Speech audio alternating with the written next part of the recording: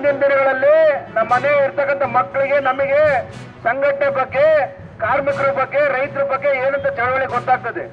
ಅದು ಹೊರತುಪಡಿಸಿ ಅಲ್ಲಿ ಯಾರೋ ಆ ಸಂಗಮ ಈ ಸಂಗಮ ಮತ್ತೆಲ್ಲೋ ಬರ್ತೈತಪ್ಪ, ಹಿಂದೂ ಗಣಪತಿ ಮಹಾಗಣಪತಿ ಅಂತ ಅಂದೇಟಿಗೆ ನಮ್ಮನ್ನೆಲ್ಲ ಮಕ್ಕಳನ್ನೆಲ್ಲ ಓಡೋಗ್ಬಿಡ್ತಾರೆ. ಸುಮ್ಮನಿರಪ್ಪ, ನಿಮ್ಗೇನ್ ಬುದ್ಧಿ ಇಲ್ಲ ಅಂತ. ಇದು ದುರದೃಷ್ಟಕರ. ಯಾಕಂದ್ರೆ ಹೋರಾಟ ಮಾಡಕ್ ಮಾತ್ರ ಕಾರ್ಮಿಕ ಸಂಘಟನೆಗಳು, ರೈತರು ಬೇಕು. ಅವರು ಪುಕ್ಸಟ ಕೊಡ್ತೀನಿ, 2000 ಕೊಡ್ತೀನಿ, ಅಕ್ಕಿ ಕೊಡ್ತೀನಿ, ದೇಶ ಮಾರ್ ಕೊಡ್ತೀನಿ ಅಂತಂದ್ರೆ ಅವರಿಗೂ ಓಟ್ ಹಾಕ್ತಕ್ಕಂಥ ವ್ಯವಸ್ಥೆ. ಇದು ದುರ್ದೈವ. ಎಲ್ಲಿ ತನಕ ಅವ್ರು ಕೊಡೋ ಪುಕ್ಸಟನ ನಾವು ತಿರಸ್ಕಾರ ಮಾಡಲ್ಲ, ನಮಗೆ ಈ ಗೋಳು ತಪ್ಪಿದ್ದಲ್ಲ. ಅಲ್ರಿ 6ನೇ ಗ್ಯಾರಂಟಿ ಅಂತಂದೇಳಿ ನಾವೇನು ಕೇಳಿದ್ದಿಲ್ಲ. ಈ ಕಾಂಗ್ರೆಸ್ ಪಕ್ಷದ ಮಹಾನಾಯಕಿ ಪ್ರಿಯಾಂಕಾ ಗಾಂಧಿ ಕಾನ್ಪುರಲ್ಲಿ ಕರೆದು ಅಂಗನವಾಡಿ ಲೀಡರ್ ತಾಯಂದ್ರ ಹತ್ರ ಮಾತಾಡೋದು, ನಮ್ ಸರ್ಕಾರ ಬಂದ್ರೆ 6ನೇ ಗ್ಯಾರಂಟಿ ನಾವು ಜಾರಿ ಮಾಡಿ ನಿಮಗೆ 15,000 ರೂಪಾಯಿ ಸಂಬಳ ಕೊಡ್ತೀವಿ ಅಂತ. ನಾವು ಕೇಳಿದಾರಲ್ಲ, ಮಾಡಿದಾರಲ್ಲ, ನೀವೇ ಕರೆದು ಹೇಳಿ ಇವತ್ತು ಕೇಳಕ್ ಹೋದ್ರೆ ಖಜಾನೆಗೆ ದುಡ್ಡಿಲ್ಲ ಅಂತ ಹೇಳ್ತಾರೆ. ನಾಚಿಕೆ ಆಗ್ಬೇಕಲ್ರಿ. ಉತ್ಪಾದನೆ ಮಾಡ್ತಾರೆ.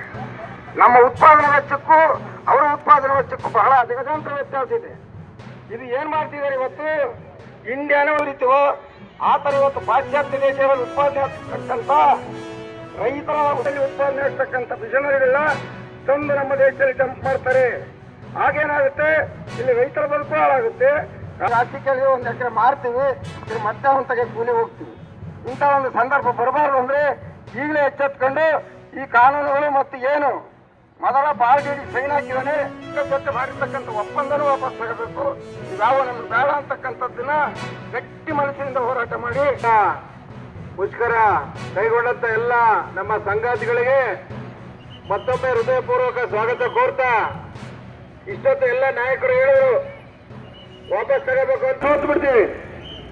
ನಮ್ಮ ದುರ್ದೈವ, ಅಂಗನವಾಡಿಯವರಿಗೆ 28,000 ಕೋಟಿ ಇದ್ದಂತ ಹಣವನ್ನ ಮೋದಿಜಿಯವರು 18,000 ಕೋಟಿ ತಂದು ನಿಲ್ಸಿದ್ರು. 10,000 ಕೋಟಿ ಕಡಿತ ಮಾಡಿದ್ರು.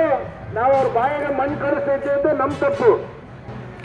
ಎರಡನೇದು, ರೈತರಿಗೆ